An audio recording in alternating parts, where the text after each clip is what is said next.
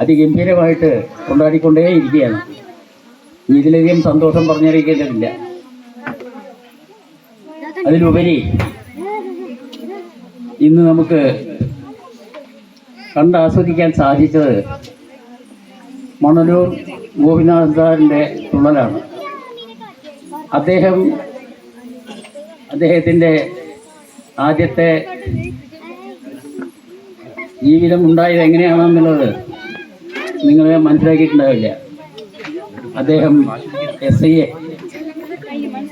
പോലീസിൽ നിന്ന് റിട്ടയർഡായതിനു ശേഷം ആണ് തുള്ളക്കാരനായത്. അതിനു മുമ്പ് തന്നെ തുള്ളൽ പഠിക്കാനുള്ള ആഗ്രഹം കൊണ്ട് അദ്ദേഹം അതിനുവേണ്ടി ശ്രമിച്ചുകൊണ്ടേയിരുന്നു.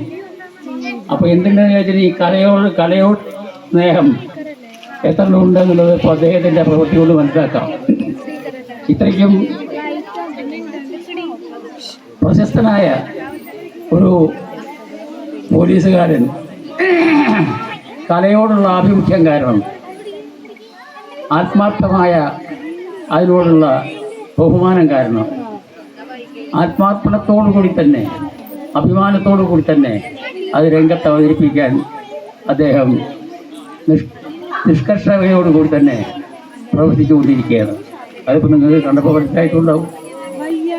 ഏതായാലും അദ്ദേഹത്തിൻ്റെ നമ്മുടെ നാട്ടിലേക്ക്, അതായത് കോതകിലേക്ക് അദ്ദേഹത്തിന് വരാൻ തോന്നിയതും അദ്ദേഹത്തിന് ഇങ്ങനൊരു തുള്ളൽ പരിപാടി അവതരിപ്പിക്കാൻ തോന്നിയതും നമ്മളുടെ മഹാഭാഗ്യമാണ്. നിങ്ങൾ കണ്ടിട്ടുണ്ടാവില്ല, കേട്ടിട്ടുണ്ടാവും. പൂവപ്പള്ളി പരമേശ്വരൻ നമ്പീശൻ.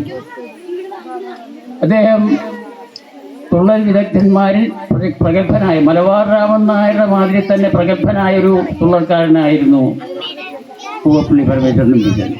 ഞാൻ അദ്ദേഹത്തിൻ്റെ ശിഷ്യനാണ് എന്നുള്ളതും കൂടി ഇപ്പോൾ കൂട്ടത്തിൽ പറയുകയാണ്.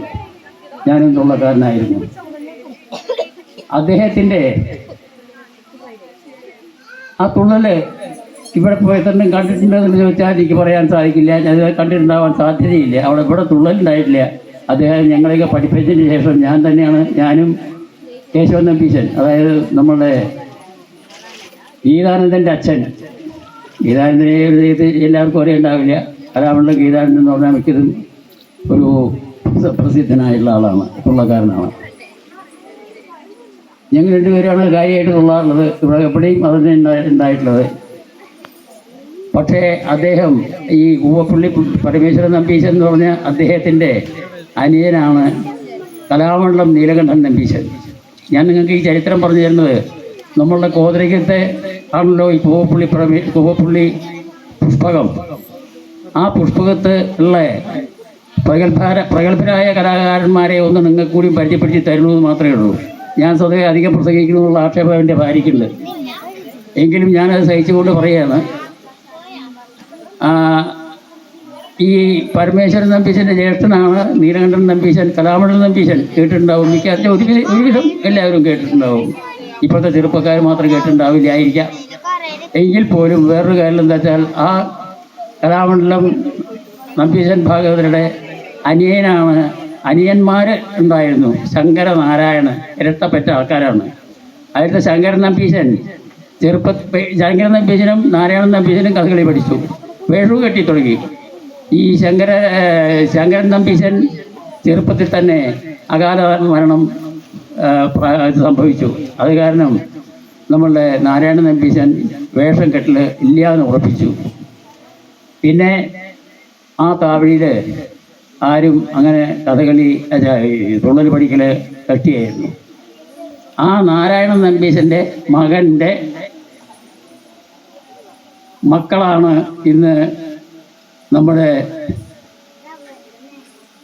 ഓട്ടംതുള്ളൽ വിദഗ്ധനായിട്ടുള്ള മണലൂർ ഗോപിനാഥൻ സാറിന് ഒരു ഉപഹാരം നൽകാനുള്ള സന്നദ്ധതയോടുകൂടി മുന്നോട്ട് വന്നത്. ഞാനതിന് എനിക്ക് നല്ല പരിചയം പോരാവരെ, എങ്കിൽ പോലും നാരായണൻ നമ്പീശൻ്റെ മകൻ്റെ മക്കൾക്ക് എൻ്റെ ഒരു 100 കോടി നമസ്കാരം പറയുന്നു. ആദ്യം തന്നെ ഇത്രയൊരു സന്മനസ് ഉണ്ടായതിന് നമ്മൾ എത്ര നന്ദി പറഞ്ഞാലും മതിയാവില്ല. അതും നമ്മളുടെ നാട്ടിലത്തെ വളർച്ചയ്ക്ക് വേണ്ടിയിട്ടാണ്. നമ്മളുടെ നാട്ടിലത്തെ വളർച്ച എന്ന് പറഞ്ഞാൽ കലകളെ വളർത്തിയെടുക്കാനുള്ള സന്നദ്ധത അവർക്ക് കൂടി മനസ്സിലുണ്ട് എന്നുള്ളതിൻ്റെ ഒരു സാക്ഷിയാണ് ഈ ഇത്രയും സന്മനസ്സോടുകൂടി ഈ ഉപഹാരം കൊടുക്കാൻ സന്നദ്ധത പ്രകടിപ്പിച്ചത്. അതിൽ ഇതിലത്തെ കമ്മിറ്റിക്കാർക്കും പ്രധാനപ്പെട്ട കമ്മിറ്റിക്കാരുടെ പ്രധാനിയായിട്ടുള്ള നമ്മളുടെ കുട്ടൻ തമ്പുരാൻ, അതായത് നാരായണൻ തമ്പുരാൻ ഇവിടെ അടുത്തിരിക്കുന്നുണ്ട്. അദ്ദേഹവും അതേമാതിരി തന്നെ വേണു, അങ്ങനെ ഇവരൊക്കെ ഉണ്ടല്ലോ, സന്തോഷ്, വടക്കത്ത് സന്തോഷ്, ഇവരെല്ലാവരും അതിന് കമ്മിറ്റിക്കാരെ അടക്കം പറയുകയാണ്. കമ്മിറ്റിക്കാർ അങ്ങേയറ്റം കമ്മിറ്റിക്കാർക്ക് അഭിമാനിക്കാം, സന്തോഷിക്കാം. ഇങ്ങനെ കലയെ സംബന്ധിച്ച് കലയെ വളർത്തിയെടുക്കാൻ വേണ്ടിയിട്ട് നമ്മളുടെ നാട്ടിലേക്ക് ഓരോരുത്തരും വന്നുകൊണ്ടേയിരിക്കുകയാണ്. അതന്നെ നമുക്ക് മഹാഭാഗ്യമാണ്. അങ്ങനെയുള്ള ഈ ഭാഗ്യത്തിന് നമുക്ക് ഒരു കടപ്പാടുള്ളത് നമ്മളുടെ ഭഗവാൻ മഹാവിഷ്ണു ചിറക്കെത്തിയവരെ മാത്രം തന്നെ അഭയം പ്രാപിക്കുക എന്നുള്ളത് മാത്രമേ പറയാനുള്ളൂ. അദ്ദേഹത്തിൻ്റെ കാരുണ്യമുണ്ടെങ്കിൽ ഇനിയും ധാരാളം കലാപരിപാടികൾ ഇവിടെ അവതരിപ്പിക്കാൻ സാധിക്കും എന്നുള്ള പരിപൂർണ വിശ്വാസം എനിക്കുണ്ട്. എന്നെപ്പോലെ തന്നെ ഈ കമ്മിറ്റിക്കാർക്ക് എല്ലാവർക്കും ഉണ്ട്, ഈ നാട്ടുകാർക്ക് മുഴുക്കുണ്ട്. അങ്ങനെ തന്നെ നമുക്ക് മുന്നോട്ട് പോകാൻ സാധിക്കട്ടെ എന്ന് പ്രാർത്ഥിക്കുന്നു. ഇനി അതുകൂടാതെ തന്നെ ഇന്നിവിടെ ഉഗ്രനായിട്ടുള്ള ഒരു കലാപരിപാടിയാണ് മറ്റൊന്നുള്ളത്. അതിപ്പോൾ നോട്ടീസിലൊക്കെ നിങ്ങൾ കണ്ടിട്ടുണ്ടാവും. നൃത്തനൃത്യങ്ങൾ കോലടി കൈ തുടങ്ങിയായിട്ടുള്ള മിക്കതും ഉണ്ട്. അത് നടക്കാൻ പോകുന്നതേ ഉള്ളൂ. പക്ഷേ ഒന്ന് മറ്റേ നമ്മുടെ ഗോപിനാഥൻ സാറിന് ഒന്ന് ഒരുങ്ങി വരാനുള്ള സമയം കൊണ്ട് ഞാൻ അത്രയും പറയണമെന്നുള്ളൂ. എൻ്റെ പ്രിയപ്പെട്ട ഭാര്യ ക്ഷമിക്കണം. എന്തായാലും ഈ അധിക പ്രസംഗമൊന്നും വേണ്ടാന്ന് പറഞ്ഞിട്ടുണ്ട്, അതുകൊണ്ടാണ് പറയുന്നത്. അപ്പോൾ ഏതായാലും ഗുരുകൃപ കലാക്ഷേത്രം എന്ന പേരിലുള്ള ഒരു ക്ഷേത്രത്തിൻ്റെ വിദ്യാർത്ഥികളാണ് കൂടുതലും ഈ ഏരിയ അടുത്ത പരിപാടി അവതരിപ്പിക്കുന്നത്. അതെല്ലാം നിങ്ങൾ കണ്ടിട്ട് നിങ്ങൾ കണ്ട് ആസ്വദിക്കുക എന്നൊക്കെ പറയാനുള്ളൂ. ഏതായാലും എല്ലാം വിജയമായി തീരട്ടെ. ഇതിൻ്റെ എല്ലാം ചുക്കാൻ പിടിക്കുന്ന കമ്മിറ്റിക്കാരെ അങ്ങേറ്റം അഭിനയിച്ചുകൊണ്ട് ഞാൻ തൽക്കാലം നിർത്തുന്നു. ഗോപിനാഥൻ സാറിന് ഒരുങ്ങിക്കഴിഞ്ഞാൽ നമുക്ക് ബാക്കി കാര്യങ്ങൾ തീരുമാനിച്ച് മുന്നോട്ട് പോവാം.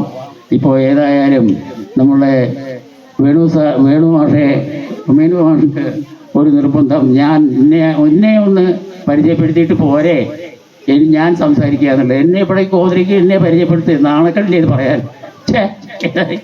അല്ല, കോതരിക്കൽ ഞാൻ ആരാ? കോതരിക്കത്തെ സന്തതിയല്ലേ ഞാൻ കലാമണ്ഡലം ഗോപിയായി എന്നുള്ളത് കാര്യം വാസ്തവമാണ്. അതുകൊണ്ട് കോതരിക്കത്തെ അല്ലേ ഉണ്ടാവില്ലല്ലോ. അതുകൊണ്ട് വേണു മാഷക്ക് ഞാൻ ഈ ഫോൺ അങ്ങനെ കൈമാറുകയാണ്. നിങ്ങൾക്ക് നമസ്കാരം. ആശാനോട് വളരെ നന്ദിയുണ്ട്. കാരണം ഇത് എങ്ങനെ ഔപചാരികമായിട്ട് നടത്തണോ നടത്തണ്ടേന്ന് ഞങ്ങൾ സംശയിച്ച് നിൽക്കുമ്പോൾ അത് ആശാൻ ഏറ്റെടുത്തതിൽ ആശാനോട് ഏറ്റവും അധികം നന്ദിയുണ്ട് തുടക്കം കുറിച്ചതിന്. രണ്ടാമത് ആശാൻ പറഞ്ഞു തന്ന ഓട്ടംതുള്ളലിൻ്റെ ചരിത്രം ഞങ്ങൾക്ക് പോലും അറിയുന്നില്ല ഇവിടുത്തെ, അത് പകർന്നു തന്നതിന് വളരെയധികം നന്ദിയുണ്ട്. ആശാന് നമ്മുടെ കൂവപ്പുള്ളി പുഷ്പ കുടുംബാംഗങ്ങളുടെ വക ഒരു ആദരവുണ്ട്, അത് ഏറ്റുവാങ്ങണമെന്ന് അഭ്യർത്ഥിക്കുന്നു. ആ കുടുംബാംഗങ്ങളെ ക്ഷണിക്കുന്നു.